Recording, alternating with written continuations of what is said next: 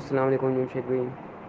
جمشید بھائی, آپ سے دوبارہ جو فیمیل آئی تھی, جمشید بھائی اس کے پیٹ میں بچے بہت زیادہ بھرے ہیں اور نیسٹنگ اس نے کی ہے پوری, اور بچے نہیں دے رہی. 4-5 دن ہو گئے ہم دیکھ رہے ہیں, وہ بچے نہیں دے رہی ابھی تک. اور اس کا کیا علاج ہے بتا دیں ذرا, مہربانی آپ کی ہوگی. کچھ باتیں ہوتی ہیں, کچھ کام ایسے ہوتے ہیں جو اس کا اختیار اللہ تبارک و تعالیٰ کے ہاتھ میں ہوتا ہے.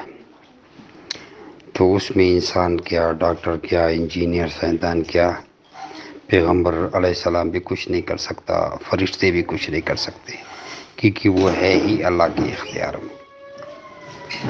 تو اس کو اپنے نظام پہ اپنے طریقے سے چلنا ہوتا ہے. جیسے سورج ہے اپنے مدار میں اپنے طریقے سے چل رہا ہے, زمین اپنے مدار میں اپنے طریقے سے چل رہی ہے, آسمان اپنے طریقے سے کھڑا ہو, یہ اللہ تبارک و تعالیٰ کے اختیار میں ہے. ہمیشہ یاد رکھیں, یہ اگزامپل کئی بار پہلے بھی میں دے چکا ہوں لوگوں کو. میں آپ کو آسان الفاظ میں انسان سے شروع کر دیتا ہوں, جو سب سے زیادہ بچوں کی لالچ رکھتے ہیں, اور سب سے زیادہ قوم جو ہے ہماری پٹھان ہے.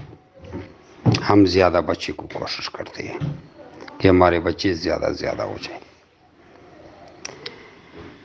اب مثال دے رہا ہوں کہ میری عمر 70 سال ہے مثال کے طور پر, اور میری شادی کو ہو گئے ہیں 50 سال.